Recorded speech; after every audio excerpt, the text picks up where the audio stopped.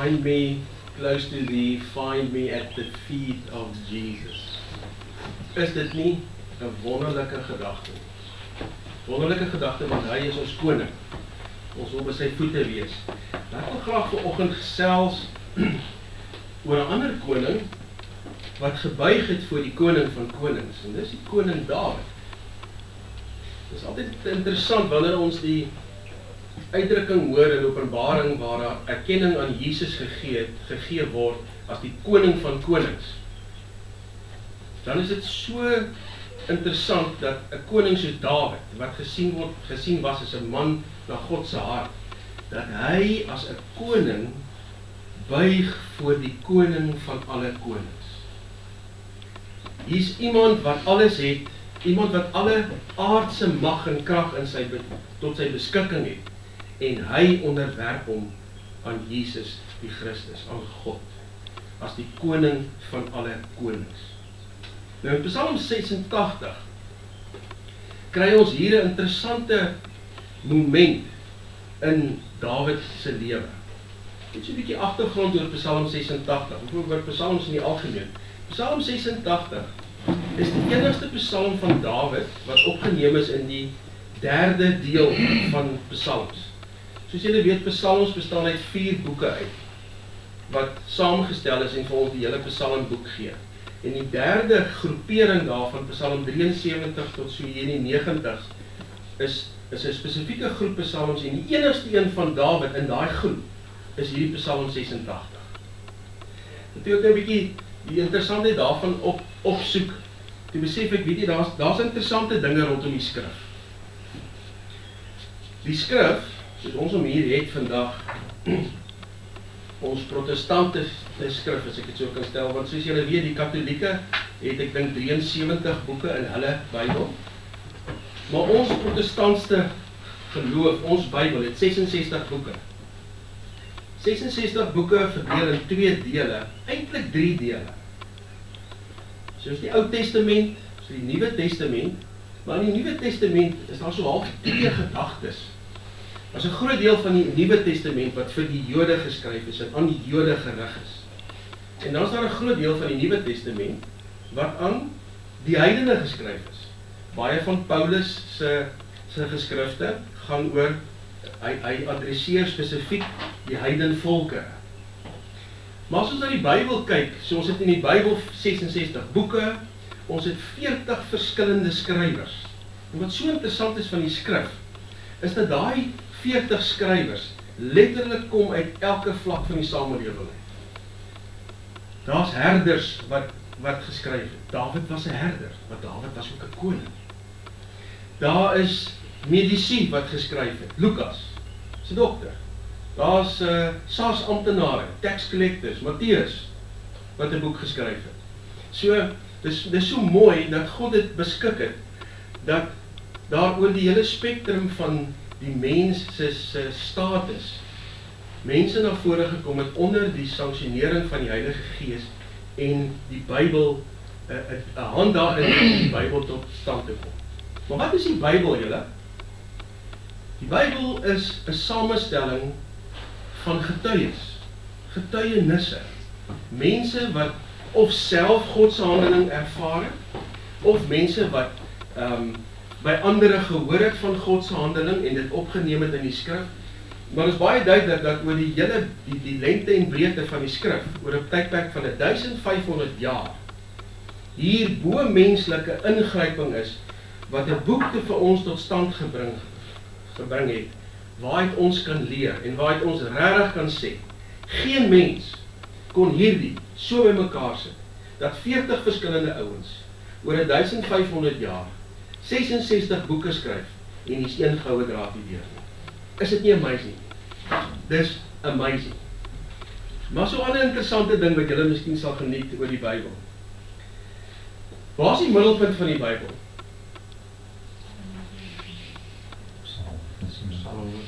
Psalm 118. Psalm 118 is die middelhoofstuk in die Bybel. En voor die middelhoofstuk van die Bybel kry ons die kortste hoofstuk in die Bybel. Psalm 117. 2 verse.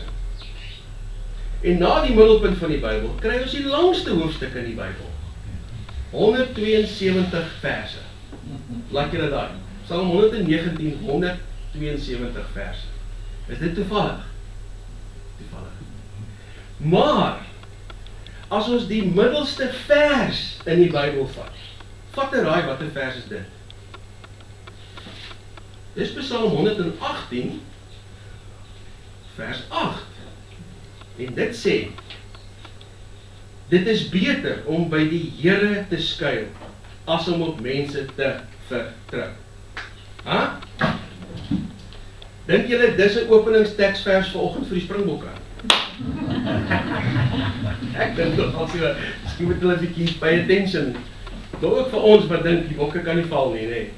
Ook ons wat dink die Proteas moet aanhou wen, Griekers moet aanhou wen. Moet nie op mense staat maak nie.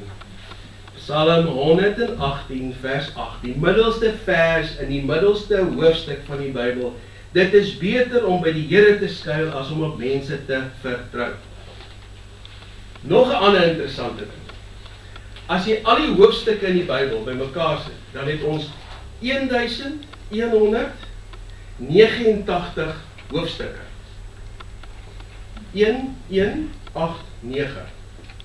Wat dink julle staan in Psalm 118 vers 9? Ons volgende vers. Get this. Sê net vir my God is nie die werk nie. Vers 8 sê dit is beter. Vers 9. Dit is beter om by die Here te skuil as om op edeles te vertrou. Presies dieselfde as die vorige vers. Een sê dit is beter by God te vertrou as by mense. Beter is om by God te vertrou as by edeles. Ha?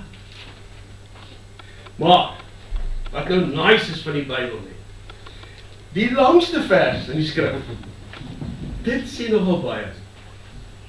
Waar is die langste vers in die skrif? Dit moet in 'n boek wees wat 'n vrou se naam het. Ester 8 vers 9. Die langste vers in die Bybel, Kotie. Praat, ou maat, hulle praat ons maar in die skrif uit praat hulle.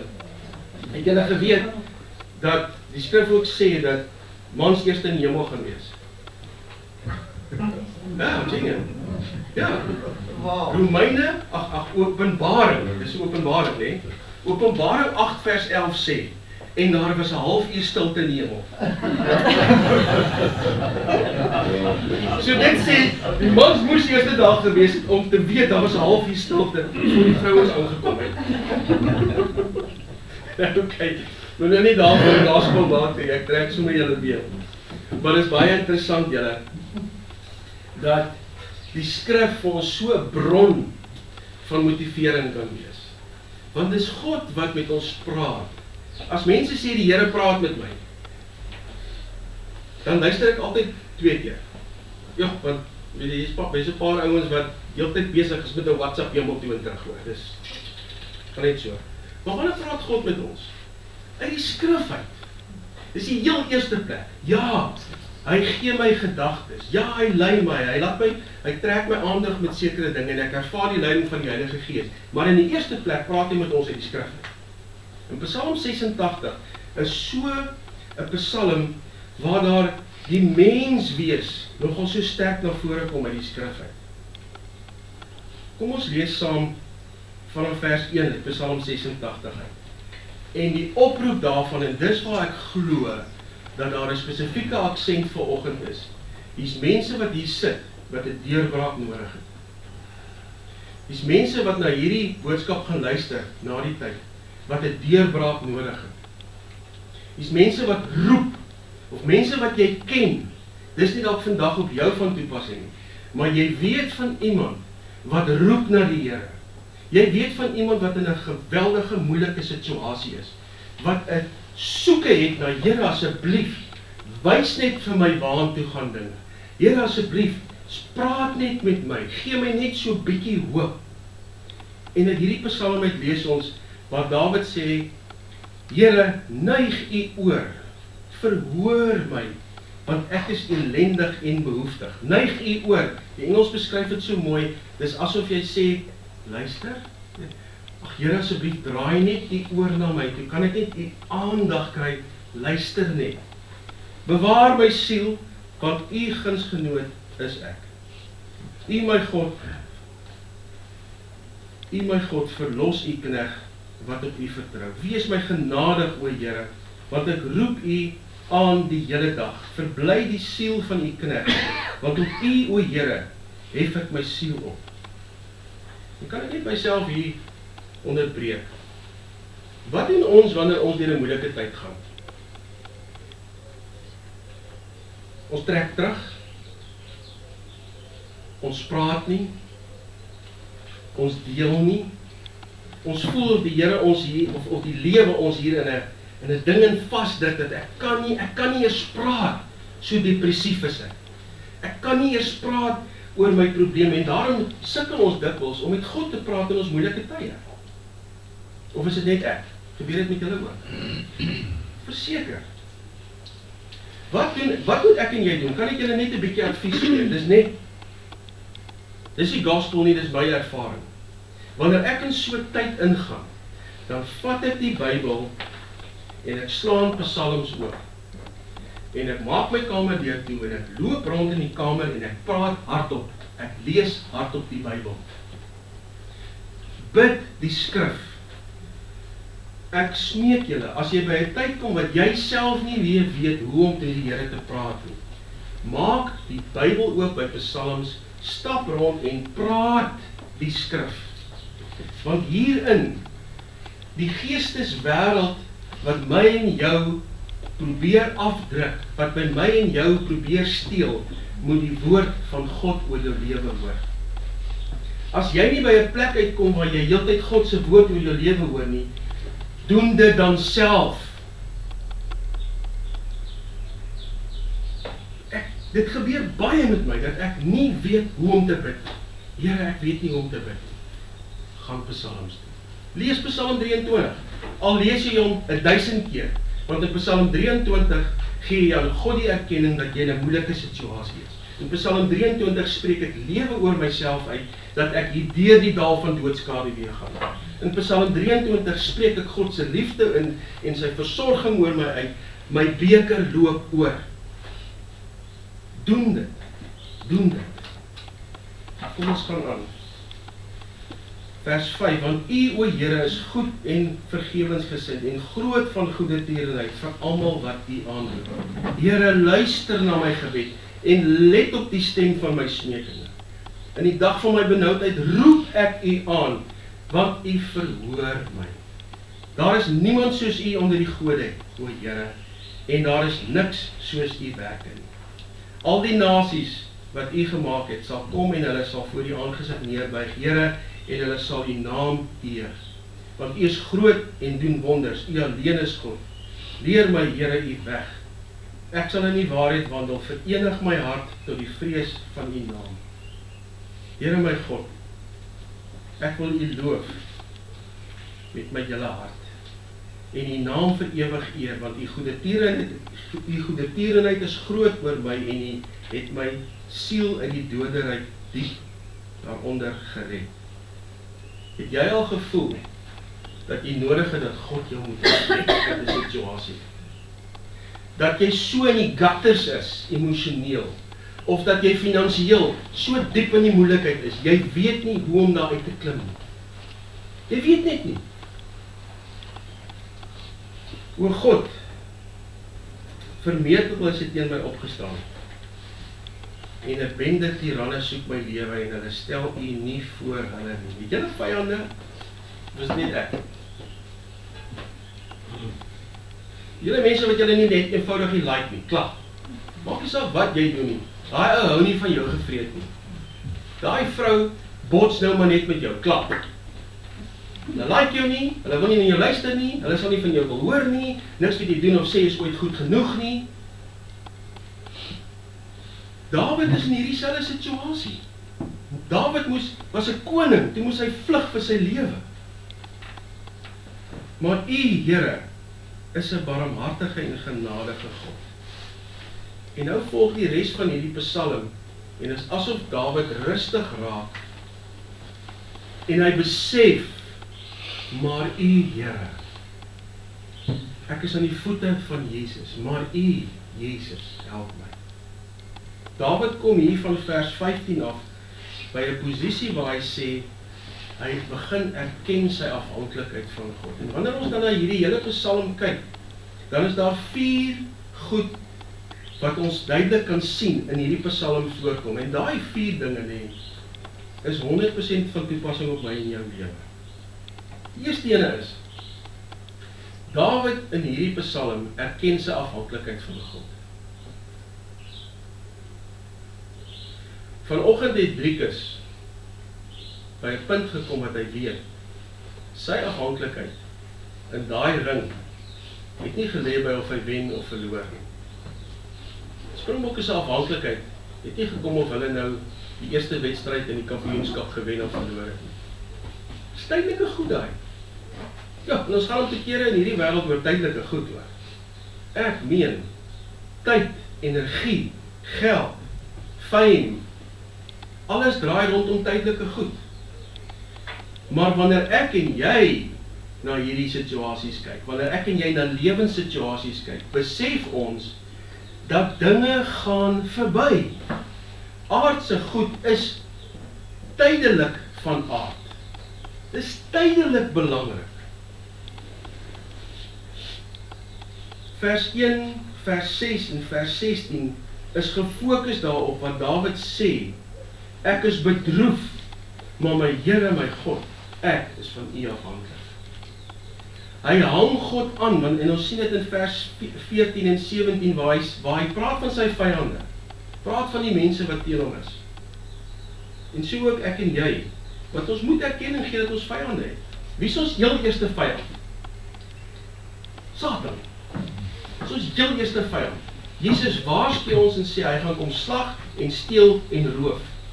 En 90% van die krisis wat ek en jy het in hierdie lewe, kan jy deurtrek na die ander kant van die geestelike realm waarin ek en jy funksioneer, wat gefokus daar is om jou swakhede uit te byt, sodat hy kan kom slag en steel en roof. Jou heel eerste vyand. Jou tweede vyand is jouself. Want ek en jy is gebore met swakhede. Ons is gebore in 'n gebroke wêreld. En nou moet ek, nadat ek my hart vir die Here gegee het, en God begin volg het, deur 'n proses gaan van herstel. Ek moet hierdie ritme van die lewe begin beweeg. En ek moet deurwerk deur krisisse, sodat die vyandskap wat ek van myself tot gevolg het, van my swakhede, dat die Here dit uit my system uit kan uitkry. En daarom sê die skrif, alle omstandighede werk heen ten goeie. Want deur daai moeilike tye wat ek beweeg, deur die moeilike tye wat Dawid beweeg het hy besef, sy oog het gedwaal, daarom het hy geval oor Batseba. En omdat sy oog gedwaal het, moes God hom deur daai hartseer daarvan moes laat gaan, sodat hy daar 'n stuk gemors uit sy stelsel uit kon kry, sodat hy die pad van heiligmaking kon begin stap, dat hy meer en meer soos Christus kan word, soos die skrif ons leer. Maar dank die Here, Dawid eindig nie daar nie, hy hou vas, en ons sien dit in vers 11 en 12, hy bly God aanbid. Want, die vierde punt is, God se karakter maak die verskil. God se karakter maak die verskil. Wanneer ek en jy bid, Vader, ek vra dit en dit en dit en dit in die naam van Jesus Christus. Dit gaan nie oor die woorde in die naam van Jesus Christus, wat ek iets vra van die Vader en hy vir ons sal gee. Dis gegrond op die karakter van Jesus Christus. Dis die koningskap, die heiligheid, die almagtigheid van Jesus Christus, wat maak dat God in beweging kom, wanneer ek ten volle aligned is met God, in Jesus Christus. Dan begin dinge by mekaar kom. Jy moet verstaan, dat soos Dawid smeek ons het behoeftes, dat is goed dat ons seer maak. As dinge wat nie uitwerk nie, as mense wat vieslik is met mede-Christene, as familie wat ons knyp, so te sê. Mense wat jou jarelang sal teenstaan, jarelang. Niks wat jy kan doen is ooit goed genoeg nie. Maar in dit moet ons perspektief behou, en dis die toepassing wat ek graag wil hê ons moet nou kyk vandag. Wanneer jy 'n deurbraak nodig het, en vra ek jou vanoggend, het jy 'n deurbraak nodig? Het jy nodig om 'n tree vorentoe te gee? Het jy nodig, soos Dawid, om te sê, Here, ek het 'n benoudheid in my hart. Ek het nood. Ek vra U asseblief, kom tot my redding. Dan moet jy besef, dit gaan nie altyd net oor jouself nie. Ja, daai het my gegooi. Weet, wanneer ons deur krisisse gaan, dan beleef ons, dan staan ons so in daai krisis, dat jy dink alles gaan oor jou. Here, ek moet net nou survive. Here, ek moet net nou hier deurkom. En waar dit tog wel subjektief die geval is, jy moet deur 'n situasie kom, het daai situasie altyd 'n groter doel. Dit het altyd 'n groter doel. Jy lewe nie in isolasie nie. Dit gaan nie oor jou nie. Dit gaan oor God. En wanneer ek die perspektief begin behou, dat dit ultimately gaan oor hom, dan besef ek, my krisis wat ek beleef, bring my dan by die punt, dat ek soveel insig en wysheid verkry uit hierdie krisis uit, dat ek vir iemand anders tot 'n seën kan wees. Ons het laas naweek gehoor by Gail, van die krisisse waardeur sy gegaan het, motorongeluk, verlies, dood, al die verskriklike dinge. Maar God het daai hartseer nie gemors nie. Hy het daai hartseer wat sy deurgegaan het, omgeswaai, sodat sy vandag verander het tot seën kan wees. Dat sy vandag vir 'n ander vrou kan sê, ek verstaan waar jy deur is, want ek is daar deur, maar kan ek vir jou sê, hoe God my opgetel het? Kan ek vir jou sê, kry hoop, sien raak dat daar hoop is. God mors nie hartseer nie. Hy doen dit nie.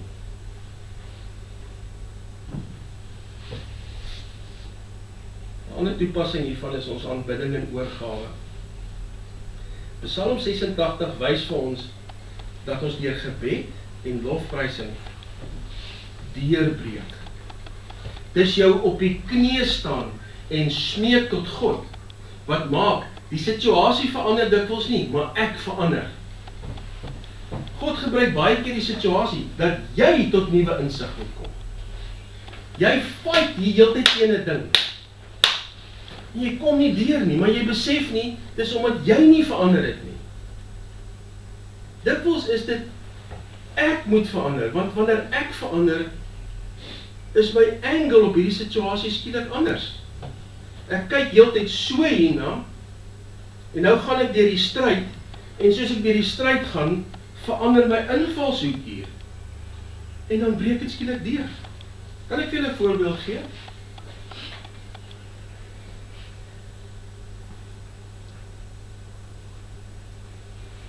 Die syfer 40. Die syfer 40. Wat sê 40 vir ons as Christene? Net 'n bietjie hoor.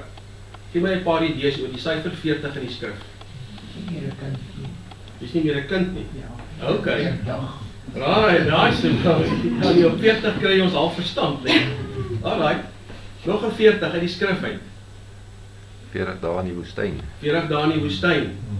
Was dit lekker vir daai perde in die woestyn? Nee my man. Hy was verseker nie baie lekker nie. Praat van 40. Arme Josua was 40 jaar oud.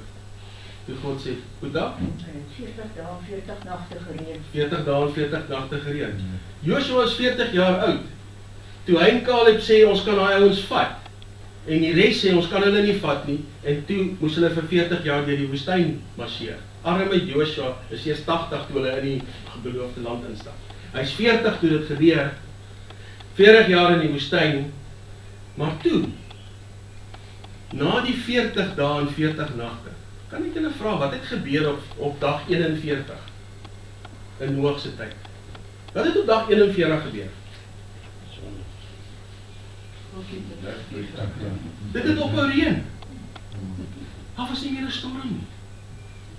Wat het in jaar 41 van die Israeliete se marseer deur die woestyn gebeur? Jaar 41. Na die 40. Jaar 41 het hulle Kanaan binne gestap. Besef jy dat na jou 40 van krisis daar 'n 41 dag gaan aanbreek? Na jou woestyntyd gaan jy 'n dag 41 beleef. Na jou hartseer gaan daar 'n deurbraak kom en gaan daar 'n 41 wees in die situasie. Hou vas aan die 41. Moenie vashou aan die 40 nie. Jesus is soos 40 dae versoek deur Satan. En op dag 41, wat het gebeur? Satan het gewyk van hom. Bly op jou knieë, my broer en suster, al is dit 40 dae. Bly op jou knieë. Hou aan om God te loof en prys, want daar kom in dag 41. Dis die hoop wat ek vir jou vanoggend wil gee, soos wat Dawid heeltyd sê, Here, help my. Here, ek aanbid U. Here, U is my God en Heer en Heiland. Het daar vir Dawid 'n 41 aangebreek. Daar was vir die Israeliete 'n 41 gewees. Daar was vir Jesus 'n 41 gewees. So is daar ook vir jou 'n 41. Elia is my mooi voorbeeld van 40 en 41. Elia was vir 40 dae in die woestyn gewees. En op dag 41, toe kom God in die windjie en hy hoor God se stem. En op dag 41 kom 'n nuwe taking. Gaan terug na daai land toe en gaan werf hierdie ou en daai ou as jou disippels.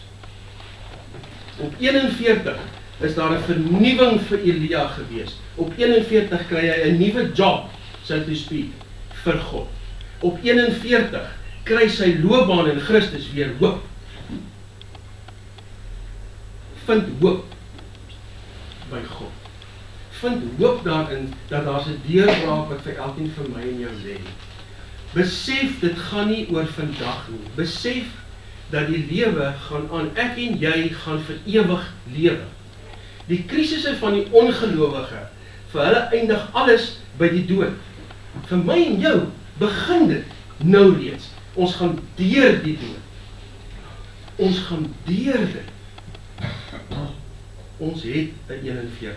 Hou vas aan jou 41. Amen. Kom ons bid saam. Hemelse Vader,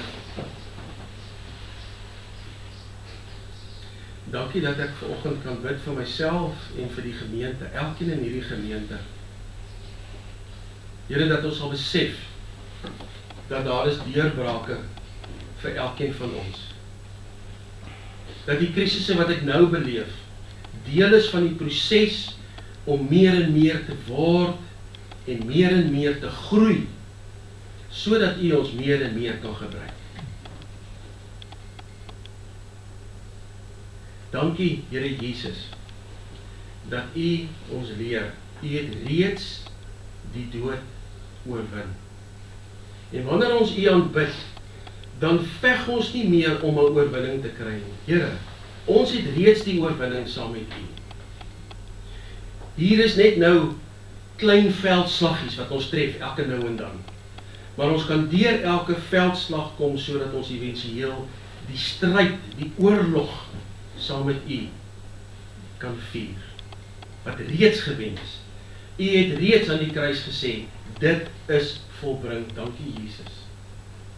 U het reeds gesê, U gaan ons kom haal. Dankie Jesus. U het reeds gesê, ons gaan saam met U regeer in die hemele. Dankie Jesus. Aan U kom toe die eer tot in alle ewigheid. Amen. Kom ons sing die oorwinningslied. kom ons sing die oorwinningslied. Weet julle wat het in hierdie week net vir my net weer 'n nuwe aha gegee. Luister na hierdie woorde.